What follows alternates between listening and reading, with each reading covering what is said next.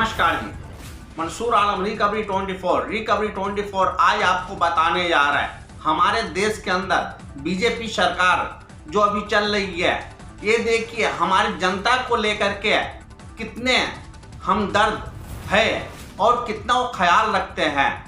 इस टाइम अभी आप देखिए हमारे देश के अंदर रोजी रोजगार एकदम ही खत्म हो चुका हुआ है। रोजी रोजगार पे हमारे देश के प्रधानमंत्री जो है उनका विचार नहीं है, किसी भी तरह की विचार नहीं है। क्योंकि अगर उसके सामने आप सवाल कीजिए तो एक ही जवाब देंगे, हमारे पास पैसा नहीं है। हमारे पास पैसा नहीं है तो इसके लिए मैं नहीं नौकरी दे सकता हूं और नहीं मैं पैसे दे सकता हूं।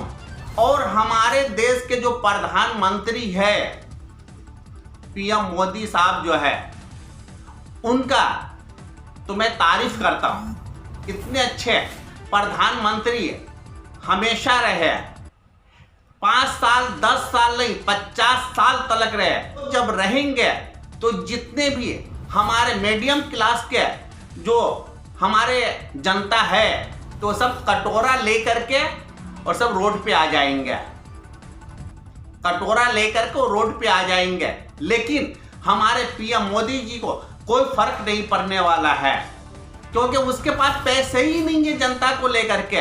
हाँ, पैसा उनके पास है, बीजेपी सरकार को पैसे है, लेकिन वो किस चीज के लिए है।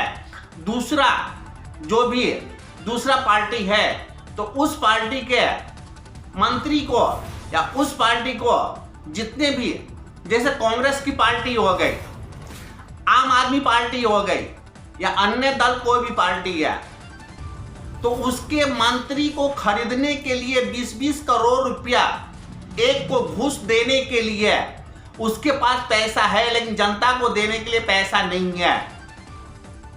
क्योंकि उसके पास जो पैसा है, बीजेपी के पास जितने भी पैसे हैं दूसरे मंत्री को खरीदने के लिए, आम जो पार्टी है, अन्य दल हो गया या कांग्रेस का नेता हो गया या आम पार्टी का हो गया, उसके विधायक को खरीदने के लिए 20-20 करोड़ रुपया एक विधायक खरीदने के लिए उसके पास है, लेकिन जनता को देने के लिए पैसे उसके पास नहीं है।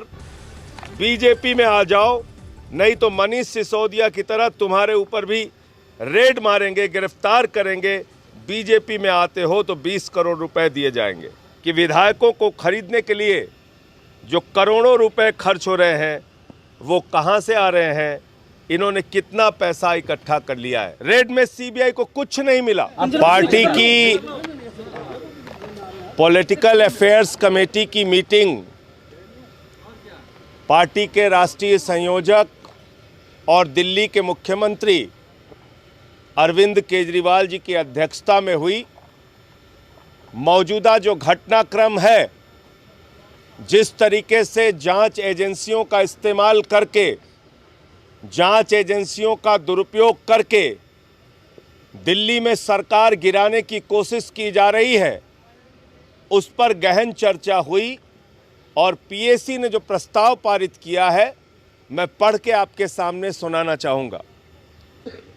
अभी कुछ दिनों पहले दिल्ली के उप मुख्यमंत्री मनीष सिसोदिया के खिलाफ एक झूठी एफआईआर दर्ज की गई और उनके घर पर सीबीआई की रेड मारी गई। रेड में सीबीआई को कुछ नहीं मिला, कोई अनअकाउंटेड पैसा नहीं, जेवर नहीं, बेनामी संपत्ति नहीं या किसी भी प्रकार का कोई गलत दस्तावेज नहीं मिला। अगले दिन भारतीय जनता पार्टी ने मनीष सिसोदिया को संदेश भिजवाया कि आप आम आदमी पार्टी छोड़कर भाजपा में आ जाओ तो हम आपके सीबीआई और ईडी के सारे केस बंद करवा देंगे और आम आदमी पार्टी की सरकार गिराकर आपको सीएम बनाएंगे। पॉलिटिकल अफेयर्स कमेटी ने कहा और हम सब ने एक स्वर से माना कि मनीष सिसोदिया के खिलाफ झूठा केस दर्ज क्यों किया गया था और झूठी रेड क्यों मारी गई थी। मनीष सिसोदिया ने बीजेपी का ऑफर ठुकरा दिया।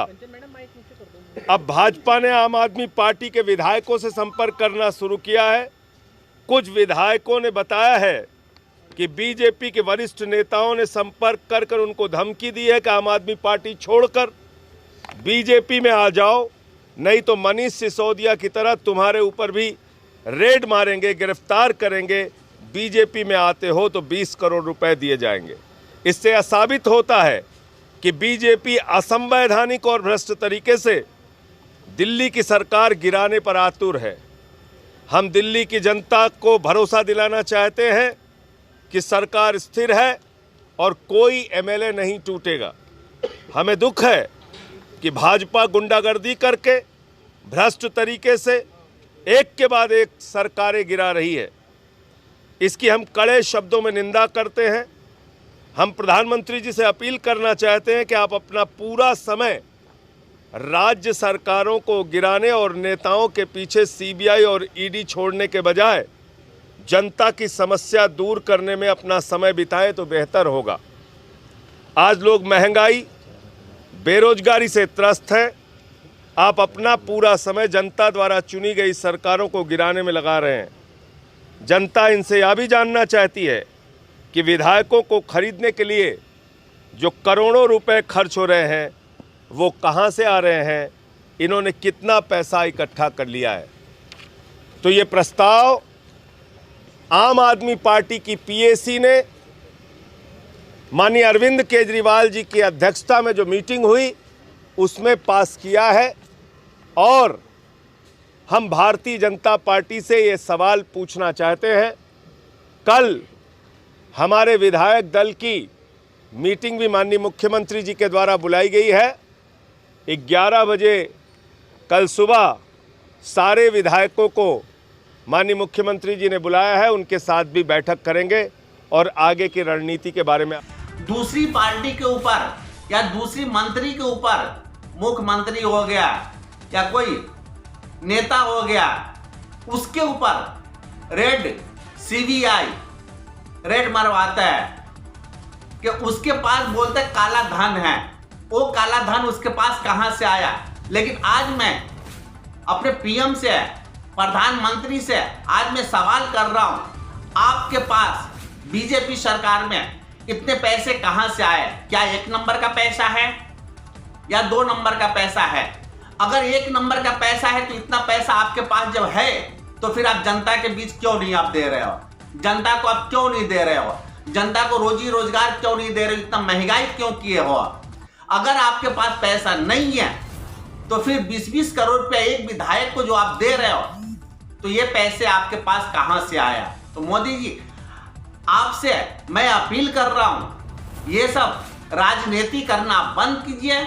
मैं आपके सामने हाथ जोड़ करके अपील कर रहा हूं, ये राजनीति करना बंद कर दीजिए और जनता के तरफ एक बार निगाह उठा करके आप देख लीजिए रोजी रोजगार किस ढंग से हमारी जनता का खत्म हो चुका हुआ है। खाने तलक के लिए पैसे नहीं है, एकदम भूखमरी की नौबत आ चुकी हुई है। आप कहते हो पैसा नहीं है हमारे पास। जब आपके पास पैसा नहीं है तो फिर 20-20 करोड़ रुपया एक विधायक को देने के लिए आपके पास कहां से आया? और वो कैसा पैसा है? 1 नंबर का पैसा है या 2 नंबर का पैसा है? काला धन का पैसा है या ईमानदारी का पैसा है? जब ईमानदारी का पैसा जो आपके पास विधायक को खरीदने के लिए है, घूस देने के लिए है, तो फिर जनता के लिए आपके पास क्यों नहीं है? अगर मेरी बात से आप लोग सहमत है तो लाइक, शेयर, सब्सक्राइब जरूर कीजिए और नीचे कमेंट करके बताइए हमें। नमस्कार, ये Mansoor Alam, recovery 24। Latest news और आपकी ज़िंदगी के दिन भर की बड़ी जानकारी को समझने के लिए और जानने के लिए हमारे चैनल रिकवरी 24 को सब्सक्राइब करें और बाजू वाला बेल आइकन दबा के ऑल पर क्लिक ज़रूर करें और साथ ही में इस वीडियो को लाइक, शेयर और कमेंट भी ज़रूर करके जाएं।